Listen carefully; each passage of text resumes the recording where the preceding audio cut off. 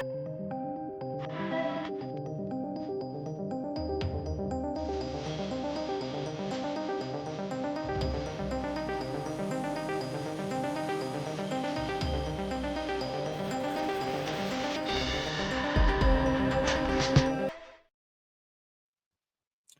Blasters. This is Steve, and this is fandomblast.com. This is our first interview since the changeover from that other thing we used to do. So I just want to get right into it. Welcome, Justin. This is Justin Rasch from Stunt Puppet Pictures, and he's got some amazing stop motion videos and then some. And as soon as I was sent one of his videos by Todd, who's also on the website, I just had to have him on. So thank you for doing this interview with us. Yeah, man. Thank you. Pleasure to be here. Very excited.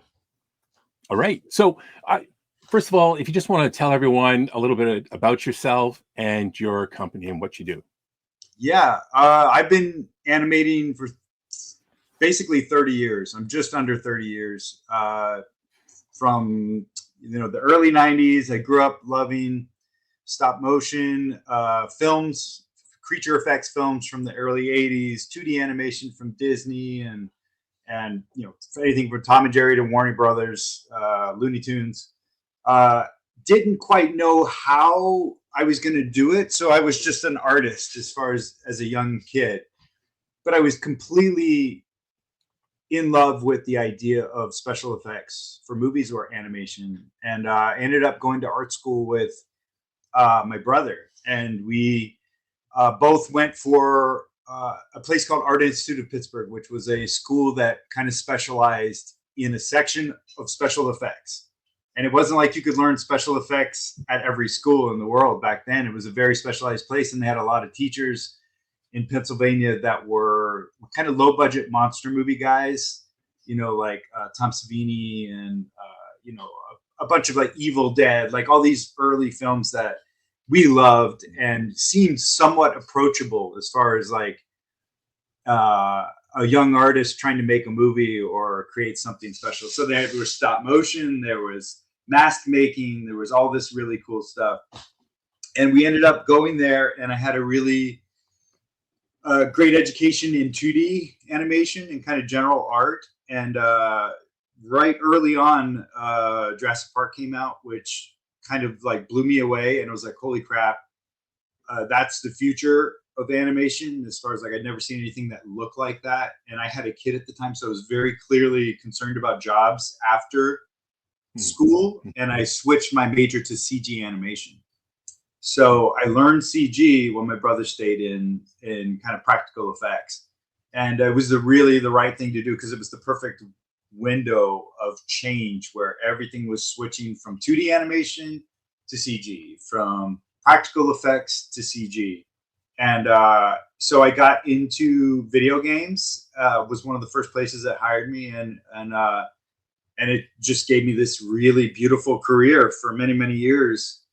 Until I got a little bored of the computer not being real anymore, right? Like I like to touch my artwork, and I decided to start making some short films, which I did regularly, but typically they were in CG or 2D, and I was going to make my next one in stop motion, kind of going back to like my original loves. And bam, man, like I fell in love. Like I was like, this is the most amazing thing ever. My whole family got involved.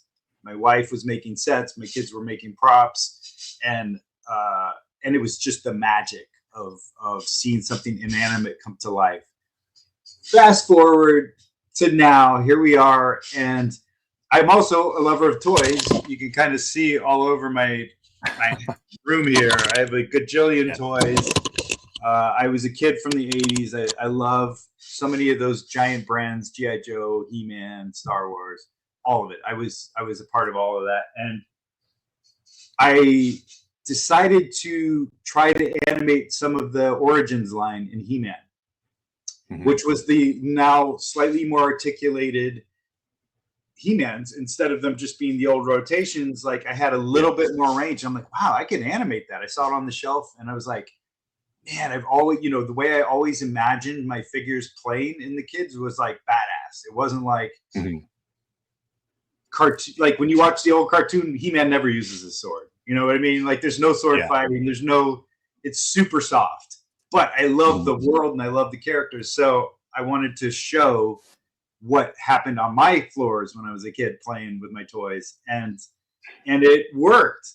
Mattel saw it and they ended up buying the idea from us, and it went really big online. The first one we did was called Dad Ventures, and it was basically about a dad and trying to get his kid to play with the action figures, and the kid's stuck to the phone, right? He's just like, whatever, Dad, you're a dork. And I'm like, dude, it's so fun. Come play with me. And throughout the short, the kid sees how much fun we're having and starts to get involved and using his imagination, gets off the phone. And it really resonated with a lot of fans, fathers, all over the place, as far as like kind of sharing the joy and the imagination that we kind of grew up playing with. And then that launched us forever with Mattel. So for like the last 5 years, it's gotten bigger and bigger and bigger every year till this year. We've been doing more and more episodes for them. So anything from the Origins line to Masterverse to cartoon collection, and then all the crossovers now with Tog, Turtles of Grayskull, and now Thundercats. Wow. So we've been doing short films, and we just create them here. We, my wife builds the sets, we choreograph all the action, we storyboard, we light, and then we go animate and make these 1 minute films that that go online and help promote the toys, and also just kind of feed the fans some fun entertainment that's directly related to like the toys we love. So it's been awesome. Yeah, you know what? When I first was sent I was just telling you this before we went live, the He-Man and the Thundercats crossover. Yeah. I just went straight to the channel and I was going through all the videos, and it was the Dad Adventures video that really got me, because I'm sure like a million dads, I was the same way. I was like, this was me trying to get my kids involved. And it's funny, Todd on the website, has every Star Wars action figure from when he was a kid that we used to play together with, and the Millennium Falcon. And when his kids got old enough, he tried to show them. He pulled them all out and said, look at all this. They're perfect condition. And they were like, just shrugged, couldn't care less. And it just broke his heart. And it's the same for me. My kids were really into Star Wars, and then they kind of hit the preteen and disappeared. Like my 2 daughters just disappeared and went different ways. So for me, that's in my head. Everything, like I would compare all your videos is what was in my head as a kid in these battles right in the backyard. I do. I mean, I hear this from people all over the world telling me exactly like, oh my God, this is what we always pictured. And these were these amazing, experiences. And I'm like, dude, I'm here with you, man. I was fighting in the swamps of my bathtub with Merman. And I was like, out on the backyard in the grass and in the rocks. And like, there was so much, carpet battles and wars and forts, and like, there was so much joy in creating those worlds and then kind of living within the characters that we knew from the cartoons. And, it wasn't just He-Man, right? Like I loved Transformers and G.I. Joe and like all of these really, really cool cartoons from that time period. And I played with all those toys, right? So as soon as that opened up and we've created this relationship with my skill set as an animator, and then all of these toys that I could bring to life in ways that, as a professional animator, that's the thing, is so many of the people that were animating toys were not trained animators. They were hobbyists, right? They're like people that enjoyed doing the idea of stop motion. But we were able to bring, like, I've worked on a bunch of films and TV and video games for many, many years, a certain level of quality to the animation that hadn't been seen yet. And then all of a sudden, opportunity, was just like the internet was like, oh wow, this is cool. We want to support this, and then for me, the love of toys mixing with my love of animation, just it was kind of a perfect little match and window to a world that I didn't even know existed that much. Like I collect toys, but I wasn't in the community as an older person. I was like, I didn't know about all the Facebook groups, and I didn't, you know, I went to toy conventions and I went and I, you know, collected at toy stores, but I never really knew the community of people out there till after we entered this sphere of toymation, basically. Right. I'll get into the process, which I would suggest to anyone that watches the, you know, the normal stop motion picture, go find the behind the scenes, because that to me is very, very, very cool. But I just wanted to ask you, what is it about stop motion that you love as an animation style? Like, is there something unique about it? So unique. CGI or something animation can't provide. So unique. Like what I love about stop motion is that it's real, 100% real. And then when you're able to pull off the illusion of weight, breathing, life, muscle, thought, talking, like it's all animation is magic. As far as like when I press play, if I'm 2D animating, if I'm CG animating, and I see the character leap to life in a believable way, it's really like a high. It's really exciting. But when you do it with stop motion and you know it's not real and you know it's like but it's believable, it feels like magic.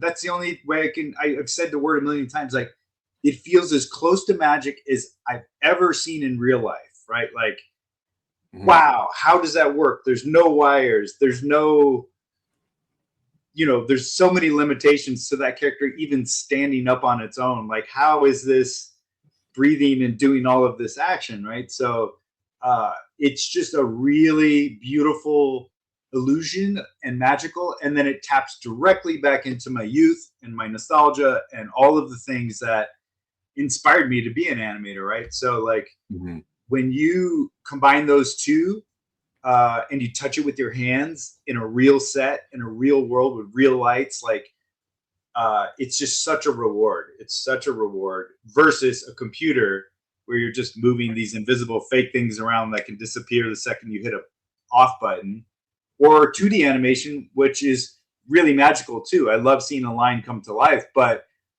the process is really, really, I mean, they're all labor intensive, but CG is definitely the easiest of the group. You know what I mean? Like 2D animation, like there's a process of taking something from pencil sketches or pencil tests to final polished, colored, you know, cleaned up animation that it takes a lot of work. So there's something special about this particular medium that just lands on all cylinders for me. Yeah. Well, I mean, looking at some of the background, just to pull up a picture, like this kind of process, I just kind of loved it. And the one part, I don't have the picture, but it's like even the process of how you came up with the special effects for the little the portal that Skeletor comes out of. Seeing the picture of that, I was thinking to myself, how could you even know, like even do that? Because for me, someone had said in one of the comments of that video, actually, the sand trap, I believe, someone had said, "Oh, this CGI stuff is really good." Someone quickly said, "That's not CGI." Because it looks so good. Even some of the process. This is the other thing I thought was really cool getting into. I thought, you know, storyboards. How do you get it together? But what just makes me smile is your family's whole commitment to like a fight choreography that you do in real life, and there's even a shot here of how you're coming up with it. You know, your wife, your daughter are like attacking you, and I'm laughing. Yeah, dude, it's so fun. It's so freaking fun because we love movies, we love filmmaking, we love animation, we love all these things. And we also love stunts and choreography. And like my wife is a dancer.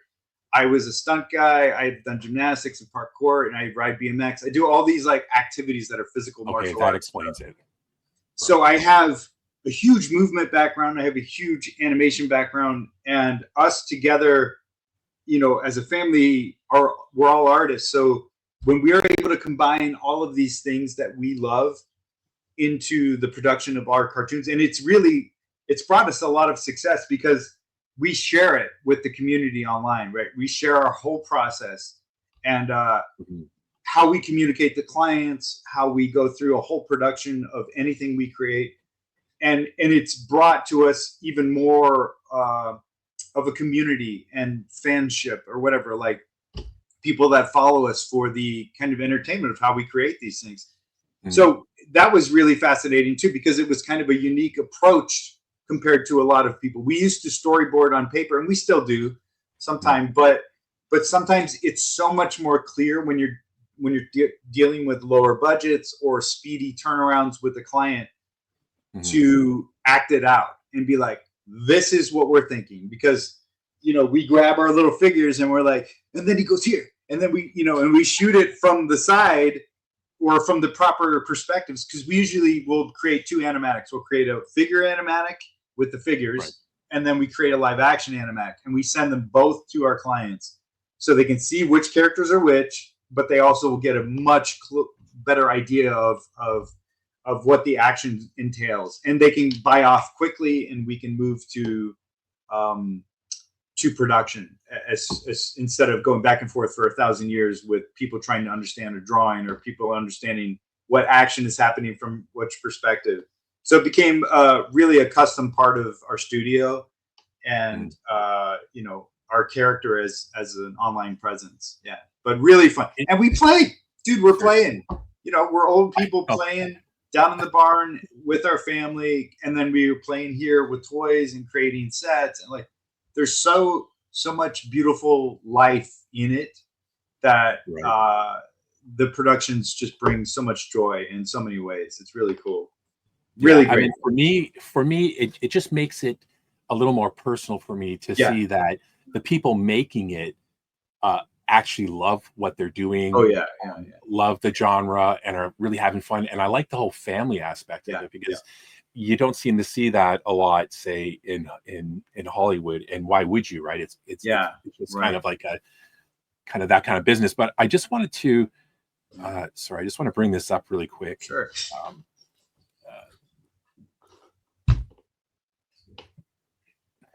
So this is what my friend Todd, who's on the site, he actually did a little video using his Star Wars characters, because he has a background in film. He went to film school, and it was like 10 or 15 seconds long, and he said that was hell for me. It took so long, and like this, but he is floored by how smooth this is, right? It's just and like I said, how is this not a computer? You know what well, I'll tell you how it's not a computer, because we've been animating for 30 million years, plain and simple. Like, there is so much experience, like in 2D, in CG, in stop motion. Like, I put in the miles as a professional animator, right? So that is pretty much everything. And then, you know, the people, if I bring in help for people to help work for me, because like we had 5 projects going at the same time just a couple months ago. Wow. Like, I'm bringing in pros that I've worked with on feature films. You know what I mean? Like, these are the people that make big screen entertainment. They're not social media animators or even television animators, which is a very different kind of speed required. So it's what I call fast food in a way. It's like, you have to, seconds are more important than the quality, right? So it's systems of getting out animation very quickly instead of the quality. And here at Stunt Puppet Pictures, we still have budgets, we still have limitations, but we have really high level animators that we work often at a higher frame rate than a lot of other places. So we shoot at 24 frames per second, which takes longer, but it looks so much smoother. If you got a good animator in there, it's going to be a very big difference in quality of the visuals. And so I think that's the majority of the reality of it, is that quality and experienced animators creating this stuff. And I've been doing it for 30 years. So it shows in my work. And I'm also a mover, which directly relates and shows a certain quality of action and believability in my work. I think that really makes it stand out, even with limited figures. Because I have to say, like, these figures are still crazy limited. They're not like puppets where I can do everything I want to do. Like, these things go and lock out all the time. Yeah. So not only do I bring the experience as a full animator, like a feature animator, but I also bring the experience of, like, I've been animating toys now for 5 years, and I understand how to work with a lot of limitations and still get an organic feeling to them. Right. So mileage really helps that out too. Like the direct connection to what your puppets need to do, or your characters, your toys. For sure. And now going back to that in your previous jobs, you know, working, say, for a studio and working for yourself at Stunt Puppet Pictures. Stunt Puppet Pictures. I mean, what is the difference? Like, what would you say would be the difference, and what inspired you to get the studio going, or the right? Well, your company? Okay, I never intended on opening a studio with my wife ever. I've been, like, typically when I did Dad Ventures, or I did some of those early first couple of years of doing Toymation for all these different Supreme, Brooder, Mattel, whoever the companies were, I was working full time for a video game company called Blizzard, making cinematics, right? So I was working in CG full time, and then at night and on the weekends, I would make these short films with my family. And what happened is they just kept doing so well, and more people were reaching out for employment to us, that I was like, okay, like, I can't do both of these anymore. This is too much work, right? And we had to make the decision. It was during the pandemic where I was working remotely for a couple of years for Blizzard. And it was, you know, I loved working remotely. And I'm like, wow, if I can work remotely, I don't have to live in LA anymore, or Portland, right? Like, I can move to anywhere. And we did. We left LA and went and got a ranch in middle of Oregon, right? Some place that we could live out in the trees, which was one of my wife's dreams. And, you know, we could have a big property with a barn that we could put a giant studio in. And then at that point, it had tipped. We were getting booked in November for the entire year of jobs, right? And it's like, okay, we're making 9 cartoons this year already, and that's a lot of work, right? So I just quit my job. I was directing for Blizzard at that point, so it was a really amazing job, and I loved it. Best place I ever worked. But being able to direct our own films, and then work in stop motion with my wife and my daughter, was so rewarding that it was just like, okay, I guess we're making a company, because now we have this business that keeps going. So the biggest difference between a studio and what we do is, if you're in television, fast. That's the big one, right? Like, they're taking care of everything, and you as an animator are just grinding out frames. You're a machine to make frames. And then if you are at a feature film house, it's not fast. It's quality, but you're still being pressured. And again, I, as an animator working at Leica or a feature film, my only job is to animate. Here at the studio, at our house, I'm the DP. I'm lighting. I'm doing sets. I'm doing puppets. I'm doing animation. I'm doing choreography. I'm doing editing. I'm doing special, wire removal, like all the compositing. and so is my wife, right? We're doing it all. So it's all encompassing. You're doing 20 jobs instead of one. The timelines, again, like I said, are pretty fast and furious like television, but we still maintain a quality as a studio that doesn't feel like TV is what I would call it. It feels like a step up from TV or fast food animation. And but yeah, it's anything from, you know, scheduling and producing, which my wife does with me, and to you know, like dealing with our clients, which is another skill set that I never had to do in the studio system. We are actively writing a lot. We write all our episodes. We get a lot of creative control, which is really rewarding as well. So just 20 jobs versus one. So I'd say the biggest job, biggest difference. Yeah. How long this is what I've always wondered too. Just like say for one of the videos, how long would it typically take from planning to the final frame of something like that? This is a question my wife should answer, but I would say typically it's probably around 8 weeks for a 1 minute spot. And that means like probably a week or so in set building, 2 weeks sometimes, depending on the sets, because some of them are huge and some of them are more easy. About a week of editing and choreographing after we've written. So it's probably about a month of pre-production, and then we hit the ground running for a month. We try to finish a minute of animation in 1 month. That's like our goal. Yeah. There's this one video that I watched of you, and it's behind the scenes, the camera's above you, and it's sped up, showing all the little movements. There must be thousands of little movements that you're doing for this. And so all many.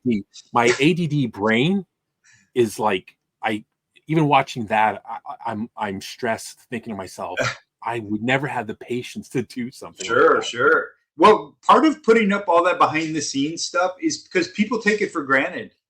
They just take it for granted. They're like, oh, like you said, like CG, right? Or they'll be like, now the AI bros are all like, it's AI, right? It's just all AI. Yeah. It's like, no. AI.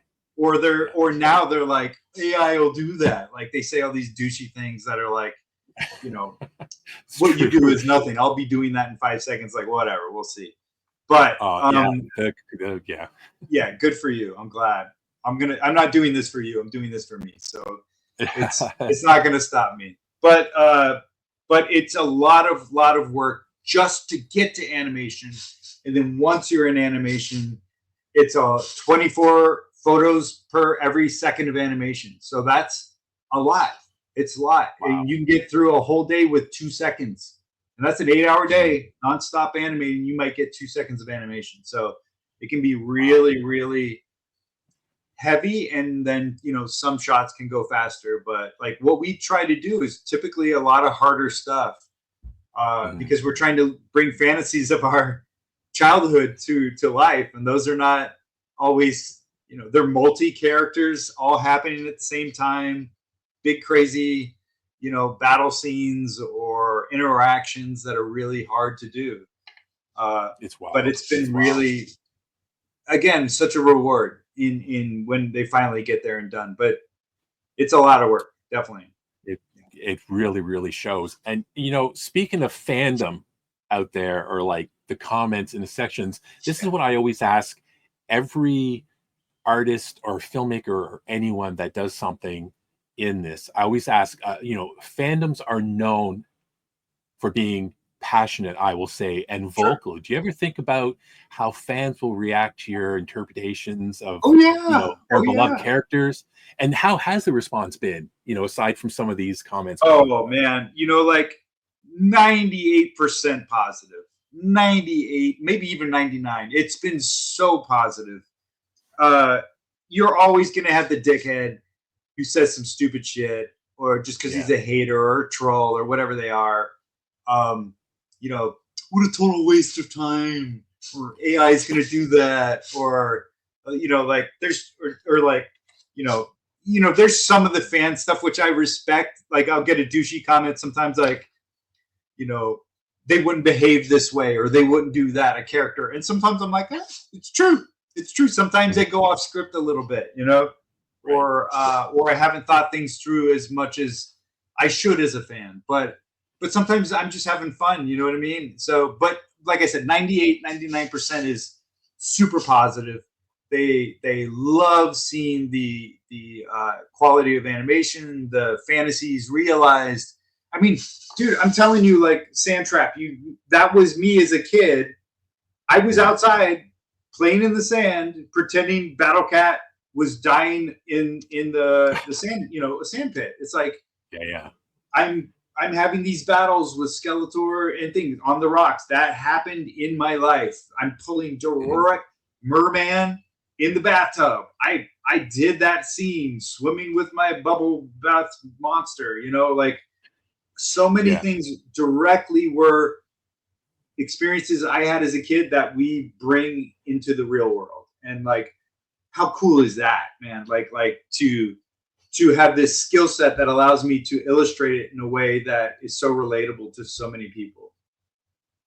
Right. Well, nostalgia is kind of it's kind of like a huge high for the brain. Like, you know, it's why, you know, you look at my background too. Yeah.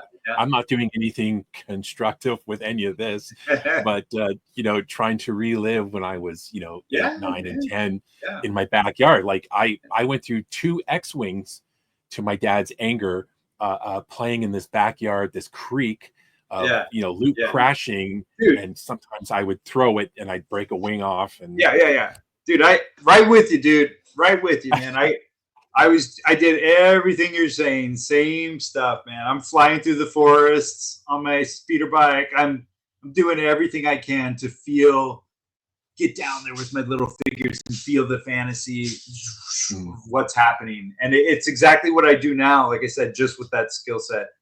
But yeah, those were magic times, man. Really magic times, magic feelings, and high imagination. You know, like that window was so special for, I think, kids because, you know, we had TV shows to give us ideas, but then after the show, you went outside and played, and what you got was more information, maybe about a character, or more information about a relationship, and you can apply it directly to your fantasies, right? And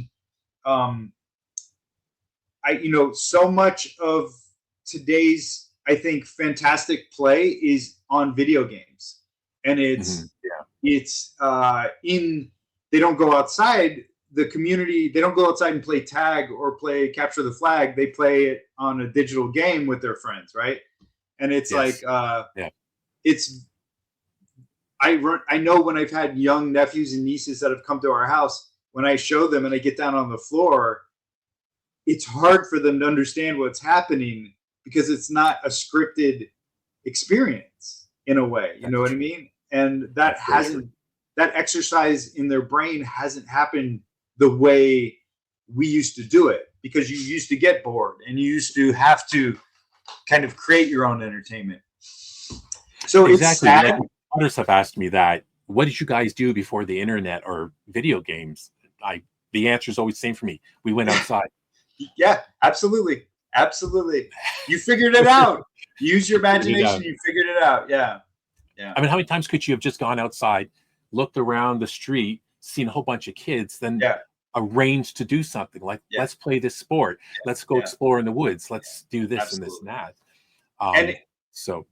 And we still had television. It's not like we didn't have TV. It's not like we didn't have media to you know, kind of veg out in as well. But it was like, you know, there was a large point of time when you had to use your experience, which is why I think there's an extra nostalgia for our generation with these toys and figures and films and experiences, you know. So I get it. I know. It's too bad. Everyone missed out. Everyone missed out on it was a magic window. It was a window. I think that was really special because there was still technical stuff, but then there was still all the wild west of the world that we lived in as children. Yeah. So with, you know, we just talked about how people were talking about, well, what about the CGI and AI is going to do this and blah, blah, blah. What advice would you give someone who's, you know, an aspiring animator that really likes this style and wants to get into working with stop motion or anything else like that? Dude, it's just dive in. It's dive in, and you can't go in, I think, expecting success. You have to go in expecting to be fulfilled. Like, Right. you know, it's not a career for most people, for sure. Most of the toy people that I know online that are toy animators, social media guys, they get a few jobs, maybe the successful ones, but they're not like getting a year lineup of jobs. You know what I mean? Mm-hmm. Or they're, and this is for the toy guys, right? But if you're like looking to be more than a social media animator, like a feature animator or a television animator, it used to be that there was a lot more opportunity in that for a real career where you could be employed for a full year, or you could, you know, work on a show that has multiple seasons, or a film that takes, like the film I'm on right now at Leica is, I think it's in its third year of production, right? So it's going to wrap in December. That's a lot of employment for an animator, but then there's going to be big gaps, right? So like, that's why I typically tell most people that like stop motion is like, do it, you love it, but make sure you learn the computer too, like CG, because there's way more jobs in CG than there are in stop motion. Right. Yeah. Right. Way more, especially with video games, because the video games is where all the work is. It really is right now. Yeah. That's too bad. Yeah. I kind of like you even hear young people starting to get on board with, if you look at movies, how they appreciate the practical effects over CGI. Yeah. Like they're starting to see what the old guys are talking about. Yeah. I mean, to this day, man, we talk about it all the time. My wife's always like, we had an AI conversation this morning at coffee, and she's like, you know, AI is going to come for us just like it's coming for every job out there, especially the art jobs. Like animation is going to get wrecked if it hasn't already been wrecked. You know, AI, writing, everything. It's just going to destroy so many jobs for a while. And I'm like, well, I agree, it is, because it's cheaper, faster. The people in power are going to just do it, and most people don't recognize the difference as far as like real versus AI. So, but what I think is there's going to be a subset of people that want humanity, and they want to know that the people that are making this are real people, and they want to connect with social media and these audiences develop surrounding a real human doing real things. And when it's just all sugar, you get cavities, and it's also very recognizable. You know what I mean? It's like, to me, I started CG 30 years ago. If I go see a movie, I can tell that's not real. The best CG out there, the best stuff, after 30 years, I'm still like, that's not a real snake. That's not a real dragon. That's not a real whatever it is, right? Like, you know, there's an instant disconnect, as rad as it is, which I love. It's like, that's not real. So I'm not afraid of it the way I would be afraid of a real snake. You know what I mean? I'm not afraid of it like the way you would be afraid of, you know, even the shittiest 80s special effects. There was something creepy about it because it was real. You know what I mean? Like some of those like animatronic limitations, but weird stuff, but it's real light. And it's like, you know, a real guy in a suit. And there's something like, you know, a little extra level of creepy to know that's really in the world. If you could tastefully, like, that's why Jurassic Park works to this day so much better than so many things, is there was, of course, the wide shots doing these beautiful, amazing animations in the right kind of lighting with the right kind of effects. And then there was giant full-size dinosaurs with real light on them and real close-ups of real puppeted dinosaurs that were real. And you're like, holy shit, I'm getting confused by this mix of real and CG, and really just tastefully done so well. So that was my statement about AI, is I'm like, I can taste AI right now, right? And I know AI is going to move way faster than the humans behind CG, but I feel like I'm going to be able to taste it for a very long time and recognize it when it shows up on my feed as Toymation, but I'm like, that's not Toymation. That's AI. I can see it, and smell it, and taste it. And then when you recognize the real thing, you're like, oh, whoa, there's something there. I know that's real light. There's a certain kind of imperfection that even when a computer is like, some dude sent me, this is a perfect example. Some AI bro sent me a thing the other day, the top 10 stop motion AI fakeries, right? And he's like, look what we got here. You're done, you know? And I'm like, what a douche, you know, like, what a douche. And like, and I'm watching it and I'm like, wow, that's cool. You know, the computer is picking up, you know, textures. It's picking up maybe patterns of motion, like the idea of stop motion. But when I watch it, and I know this is early, I'm like, that's CG. It just looks CG to me. It's CG pretending to be stop motion as opposed to real practical stuff. Even though, you know, it has all the information there. There's people doing, you know, the behind the scenes. They sent me recreations of my behind the scenes with fake AI. And I'm like, wow, they're making fake behind the scenes. Like they're just sharking. They're just sharking, trying to, you know, I don't know, just going power tripping on the tools or whatever. But whatever, man. Weird. It's not going to stop us. And I think you will taste it for a long time. And the real human, like you said, you connected that I work with my family, right? You connected with the nostalgia of these characters and the true love for these toys and these relationships. And like that comes through a human. It's not coming through a couple prompts that they type in to make He-Man live action from the 50s or whatever they want to do, right? Whatever their niche is in using that tool. Yeah, exactly. Sugary. It's very sugary.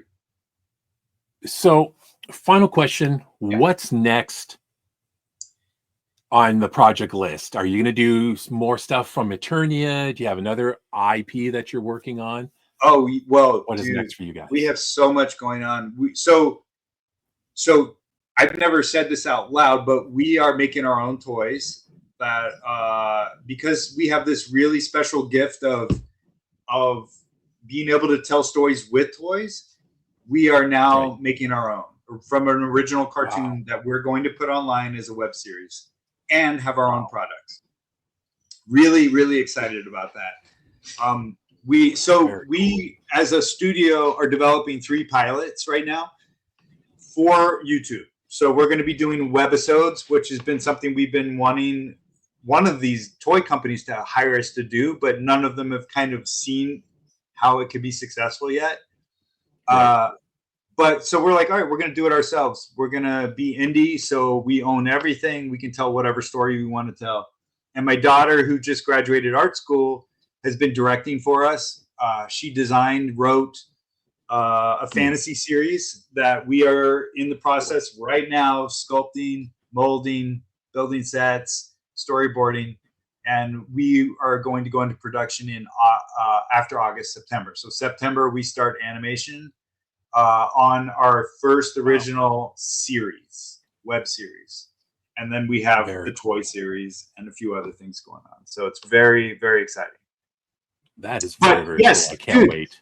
We're making Thundercats. We're making He-Mans. We're making Brooder episodes. Like, we have a lot of people that we are actively, we're doing a new season for Brooder, the German toy truck company that we do those little kind of cartoon shorts for. Yeah. Okay. And typically, I think this year we did Turtles of Grayskull, we did Thundercats for Mattel, and then we did a cartoon collection short as well. So we've done 3 for Mattel. I wouldn't be surprised if they call us for another one after the success of Thundercats was really, really received well. So we're probably going to do more for them as well. And then we have all kinds of weird things like coffee commercials, and I'm working on a video game, stop motion video game for an unannounced project right now. And so there's tons going on. That's very cool. Where can people find you? Find you, all your work, all the stuff that your family's doing? Yeah, man. So I get most of my jobs from Instagram. So Justin underscore official, Justin underscore Rasch official is my Instagram handle. So if you could share that, that would be amazing. That I get contacted on there all the time for jobs, and also just people reach out and support the channels and stuff like that. But I also have Justin Rasch Animation on YouTube, which is where we put a lot of our work, but also we're going to start re-releasing episodes, which is going to be more like making ofs. Like if you go through there, you can find a lot of really detailed 10-minute episodes of like how we made Sand Trap for He-Man or Dad Ventures or any of the shows we make. I would put a lot of behind the scenes on there just to kind of share again the process and the love of what we do. So it's not just a minute that gets devoured and then it's gone, you know? So those are the two main channels, but I'm on TikTok. Just type in my name, you'll find it. I'm on pretty much Twitter, any other Facebook, like a lot of the Facebook groups I'm in there, they could find me there too, just under my name, Justin Rasch. Right. And I will list that in the description and anywhere else that we're posting this in an article or whatnot. Awesome. So make it easy for people to find you. But I have to say, this has been awesome. Thanks for doing this. I'm such a fan of what you and your family are doing. And again, I don't think the computers are going to take over. I think humanity is going to win in the end. And it's something that I and other people look at. We look at who's making it. And anyone can go get a paycheck, and you can tell which actors or actresses are there for a paycheck, and it kind of leaves things sour. But I think what you're doing is awesome, and it makes me want to go play with my He-Man toys. Yeah, dude, that's awesome, man. Yeah, the love is real, man. The love for those properties is super real, and like I think people recognize that too. You know what I mean? And, you know, one of the things, like you being a Star Wars fan and your audience being Star Wars people at first, like, dude, I've been wanting to do Star Wars toys forever.